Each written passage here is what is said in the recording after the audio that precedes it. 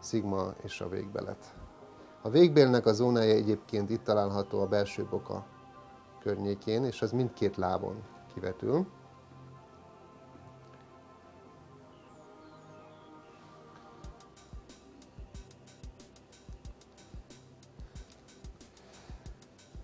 Speciálisan csak a bal lábon található zóna, ugye a lépnek a zónája még.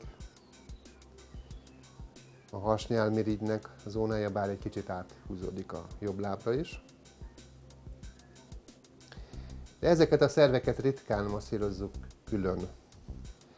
A láb egészének masszírozása közben természetesen ezeket a zónákat is érintjük, de speciálisan otthon, a családban ennek a két szervnek a masszírozása, csak úgy, mint a szívnek a masszírozása, nem igényel külön nagy figyelmet.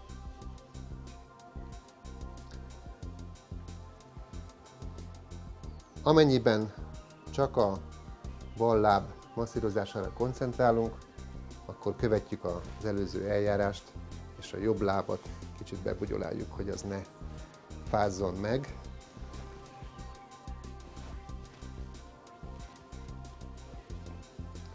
És addig, amíg pihen, addig a jó masszázs hatást, amit elértünk, azt ne veszítsük el.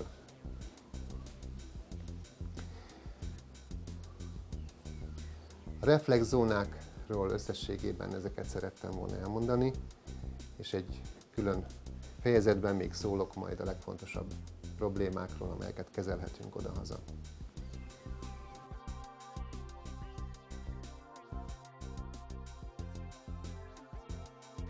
Ahogyan már említettem, a talp legalkalmasabb, legfogékonyabb életkori csoportja a gyermekek.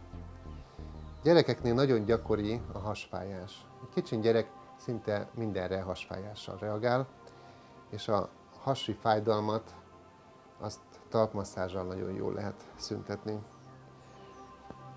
Említettem, hogy nyugtató masszázsra van szükség hasi fájdalom esetén, hiszen itt görcsökről, túlfokozott bélműködésről lehet szó. Ilyenkor vagy a tenyerünkkel, a tenyérpárnánkkal masszírozunk, vagy nagyon megnyugtatóan lassan rányomunk a bélzónára. Akár egy helyen kitartjuk ezt a nyomást. És ezáltal gyermeknél szinte észrevehetően enyhülnek, csökkebednek a panaszok.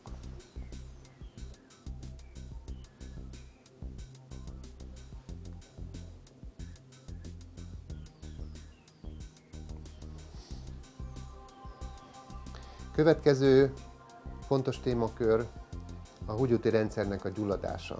Különösen hölgyeknél nagyon gyakori az úgynevezett cisztitis, hólyaghurut, amely több napra megkeseríti az életét az illető páciensnek. Ilyenkor antibiotikumot szoktak felírni, amely fertőtleníti a hólyagot.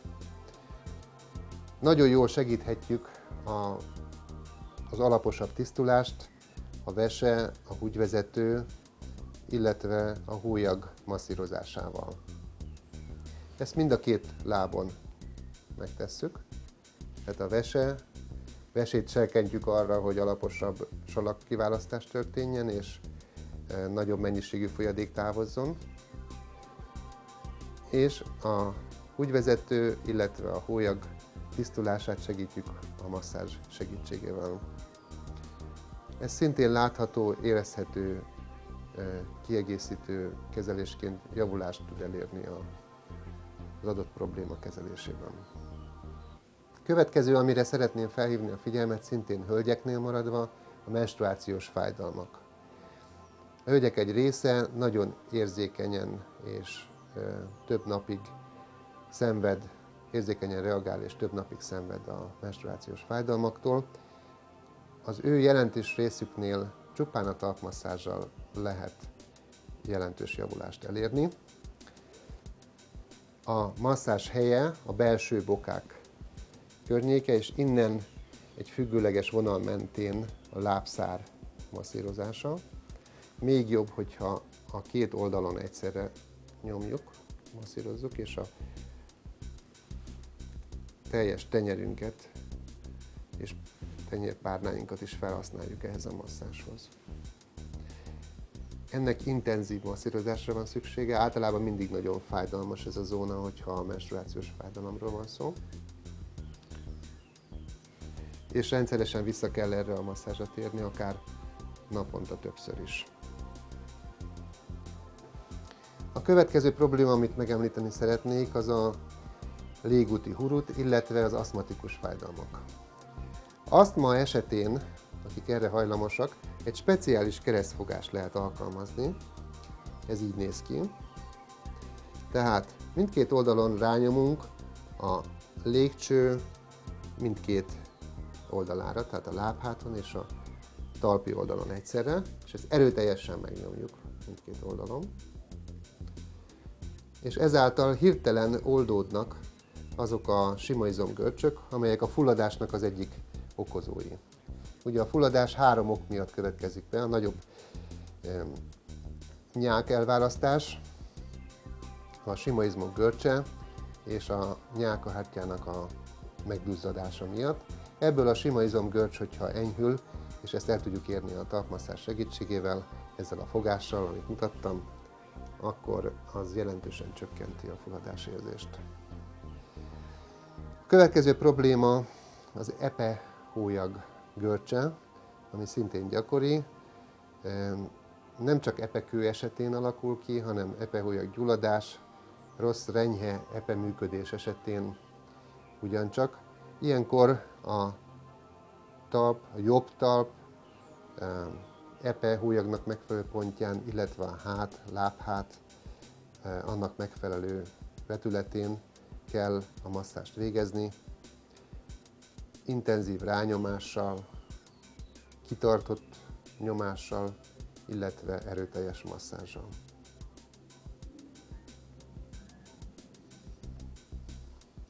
Sokat tud segíteni a talpmasszázs a különböző izületi fájdalmaknál. Tehát a váll, a csípő, illetve a gerinc megfelelő zónájának. Tehát például nyaki, háti, lumbális, ágyéki fájdalmak esetén ezek a zónák szoktak érzékenyek lenni.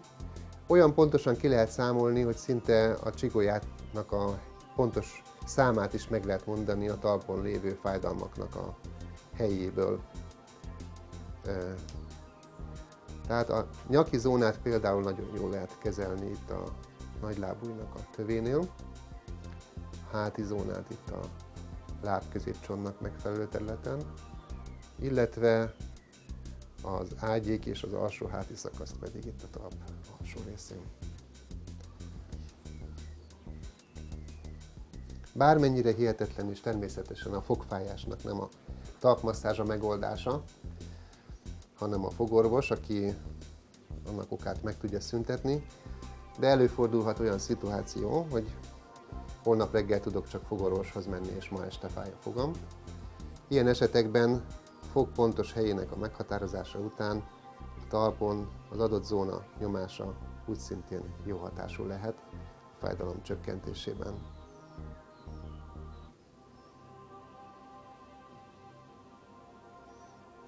Gyakori panaszok még az emésztőrendszeri panaszok. Az emberek több mint 60%-ának székrekedéses panaszai vannak. Természetesen itt is a rost hiányos táplálkozás megváltoztatása az elsődleges gyógyító tényező, a második a mozgásprogram.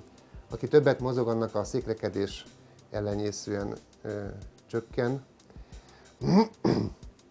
Ugyanakkor a talpmasszázs segítségével teljesebbé tehetjük ezt a hatást. A talpmasszázs, ahogyan mondtam, a vastagbél zónájának megfelelően jobb lábon indul, és bal lábon folytatódik a vastagbél lefutását követve. Ezt, ha valaki rendszeresen alkalmazza, ez jelentős mértékben tudja gyorsítani a vastagbél passzázsát és a sima izmok magukra találását.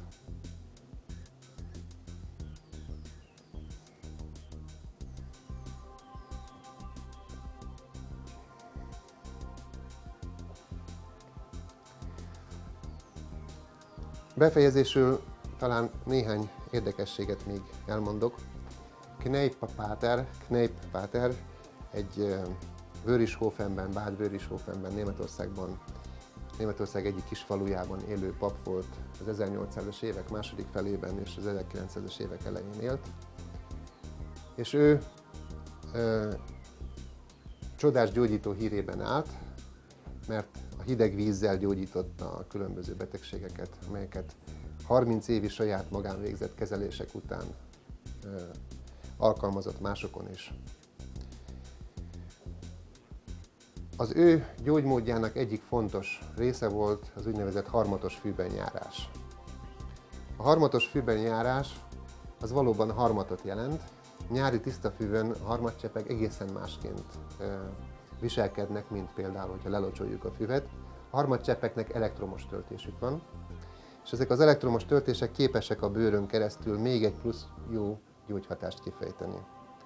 A harmatos fűben járás a talp reflexológia szempontjából is fontos, érdekes, hiszen a talp reflexzónáit összegészében stimulálja, segíti azt, hogy a reggeli fáradtságérzés, vagy egyáltalán a fáradtságérzés, szervezet enyhe működései javulni tudjanak. Hogyan kell ezt végezni? Meleg lábbal szabad csak hozzáfogni, ez nagyon fontos. Levesszük az oknit, és rendelkezésünkre áll egy törölköző, amivel a kezelés végén szárazra tudjuk törölni a lábunkat, fel tudjuk húzni vissza az okninkat és a meleg cipőt. 3-4 percig tanácsos mezitláb, körülbelül ilyen szintig felhajtott nadrággal sétálni a harmatos fűben. Egy idő után enyhe fájdalmat érzünk, akkor mindenképpen abba kell már hagyni. De a kezelés végén, hogyha szárazra töröltük a lábunkat, meleg zoknit húzunk fel, tehát meleggel kezdtük és meleggel fejezzük be. Egy fantasztikus felüdülés, egy fantasztikus jó közérzetet fogunk érezni, és ezért mindenképpen érdemes kipróbálni ezt a dolgot. Ezt az ember maga is tudja végezni, ehhez nem kell talpmasszőr. Nyári időszakban olyan, ami segítheti azt, hogy a talpunkon keresztül tegyünk valamit az egészségünkért. Remélem, hogy hasznos információkat kaphattak a mai bemutató során, és tudják használni otthon saját, illetve szeretteik egészségének a megoldásáért ezeket az ismereteket. Kívánok Önöknek jó egészséget!